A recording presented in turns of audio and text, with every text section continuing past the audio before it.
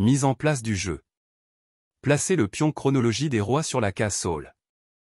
Mélangez séparément les paquets de cartes talent, bénédiction, ressources, péché et punition et placez chaque paquet face cachée près du plateau de jeu.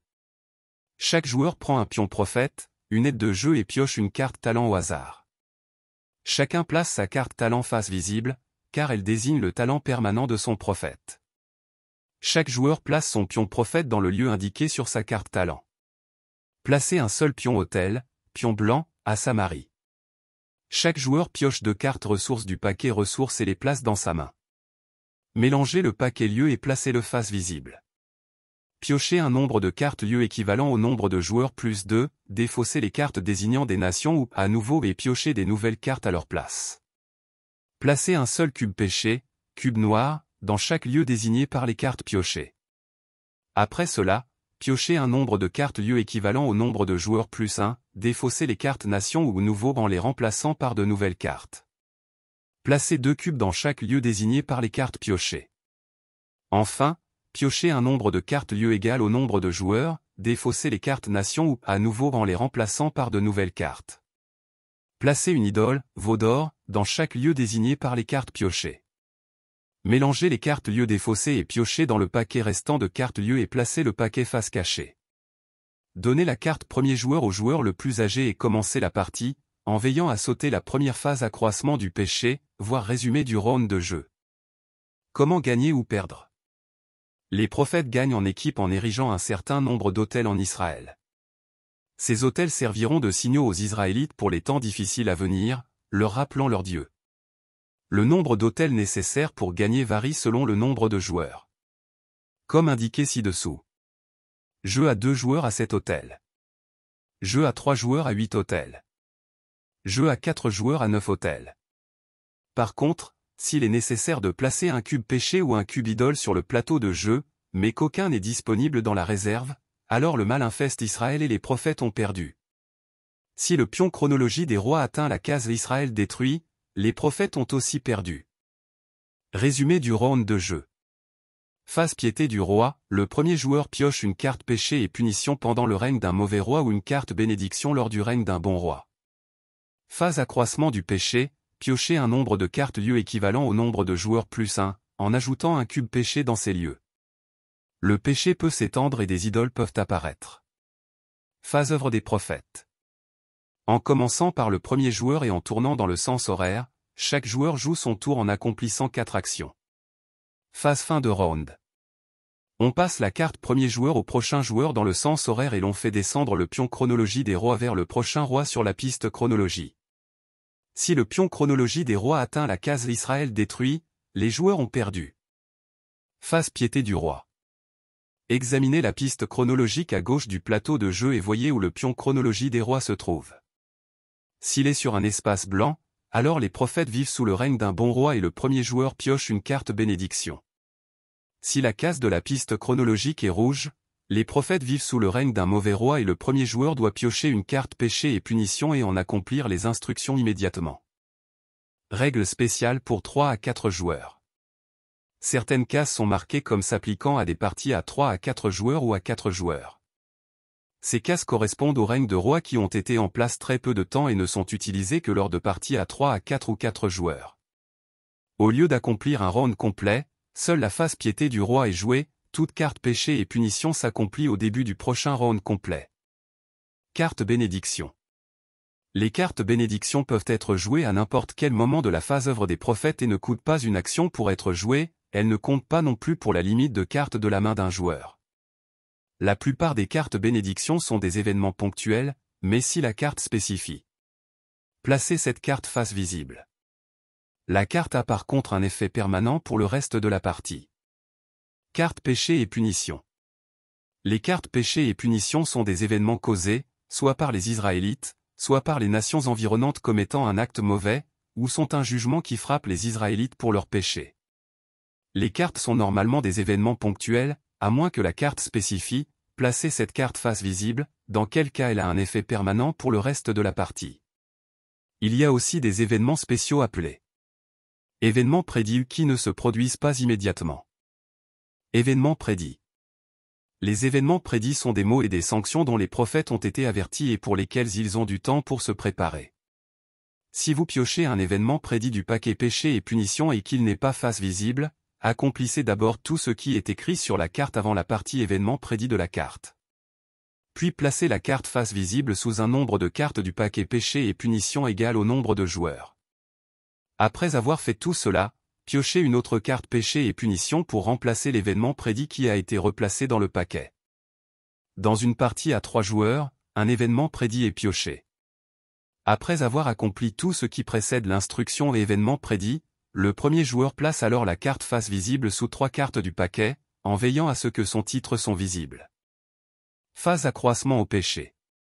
Important, lors du premier round de la partie, sautez la phase accroissement du pêche. Pendant cette phase le premier joueur pioche, une par une, un nombre de cartes lieu équivalent au nombre de joueurs plus 1, et ajoute un cube péché à chaque lieu indiqué si la carte indique une nation extérieure.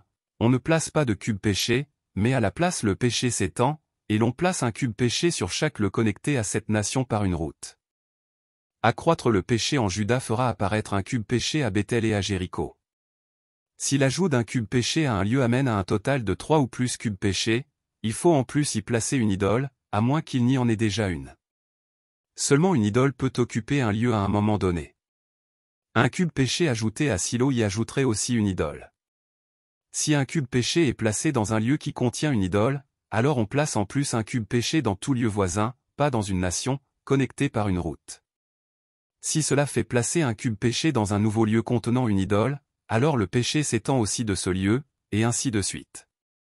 Un cube péché ajouté au mont Nebo fait s'étendre le péché le long de toutes les routes qui y sont connectées, mais pas vers les nations voisines. Important. Un lieu ne peut pas subir un accroissement du péché plus d'une fois par carte piochée. Le péché s'accroît à Samarie et s'étend. Le mont Ébal, ensuite, cause une nouvelle extension du péché, mais pas vers Samarie, vu que ce lieu a déjà reçu un cube péché avec la carte piochée. Phase œuvre des prophètes. En commençant par le premier joueur et en continuant dans le sens horaire, chaque joueur accomplit 4 actions de leur choix. Une action peut être accomplie plus d'une fois, mais chaque fois qu'elle est accomplie, une action est dépensée, ou 2, si un joueur retire une idole. Pendant la phase œuvre des prophètes, chacun peut jouer des cartes bénédiction, gratuitement, à tout moment, même lors du tour d'un autre joueur. Action possible. Bouger son prophète. Prêcher aux Israélites. Détruire une idole. Acquérir des ressources. Construire un autel. Offrir un sacrifice. Donner des ressources. Explication des actions. Bouger son prophète. Faites avancer votre prophète d'un lieu vers un autre, si les lieux sont connectés par une route, ligne brune pleine, ou par mer, ligne brune pointillée. Si vous voyagez sur terre, vous pouvez défausser une carte ressources bétail ou céréales de votre main pour bouger 3 fois, au lieu d'une fois, pour une action. Prêcher aux Israélites ôter un pion péché du lieu où vous êtes. Détruire une idole. Pour 2 actions, vous pouvez ôter une idole du lieu où vous êtes. Les 2 actions doivent être dépensées lors du même round et ne peuvent pas être réparties sur 2 rounds. Acquérir des ressources. Piocher une carte ressources du paquet ressources. Vous ne pouvez jamais avoir plus de 6 cartes ressources dans votre main. Si à un moment donné votre main a plus de 6 cartes, vous devez défausser des cartes pour n'en avoir plus que 6. Si le paquet ressources est vide, mélangez la pile de défausse de cartes ressources et constituez un nouveau paquet ressources. Construire un autel. Défausser une carte ressource or. Une carte ressource pierre et une carte ressource bois de votre main pour construire un autel dans le lieu où vous êtes. Seulement un autel peut être construit par lieu.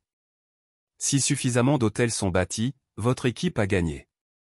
Voir section 1 comment gagner ou perdre. Offrir un sacrifice. Si vous êtes dans un lieu contenant un autel, vous pouvez défausser une carte ressource bétail et une carte ressource céréales pour offrir un sacrifice à Dieu. Si vous le faites, ôtez tous les cubes péchés du lieu de autel et un cube péché de chaque lieu voisin qui vous est relié par une route. Un sacrifice à Hatzor ôte tout péché de ce lieu et un cube péché de chaque lieu voisin. L'idole n'est pas affectée par le sacrifice. Donner des ressources. Si vous êtes dans le même lieu qu'un autre joueur, vous pouvez donner à celui-ci jusqu'à 2 cartes ressources de votre main, pour une action.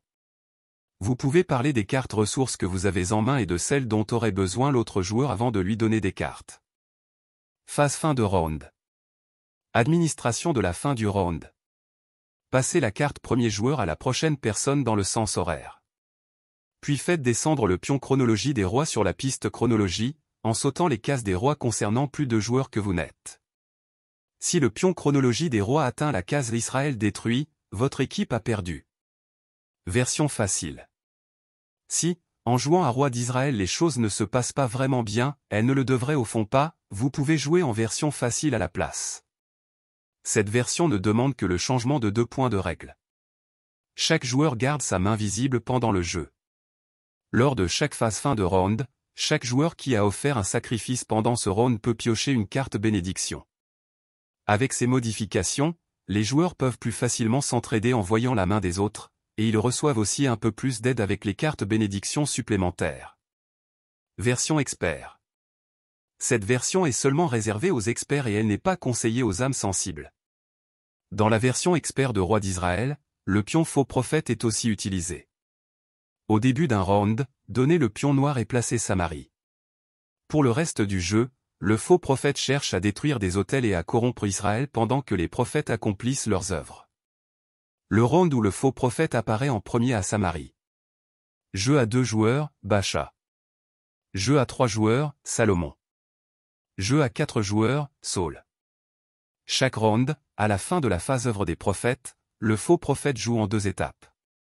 D'abord, à moins de se trouver vers un autel sans prophète, le faux prophète avance d'un lieu. Comment le faux prophète décide de se déplacer? 1. Le faux prophète cherche en priorité à se déplacer vers un autel, dans le but de le détruire.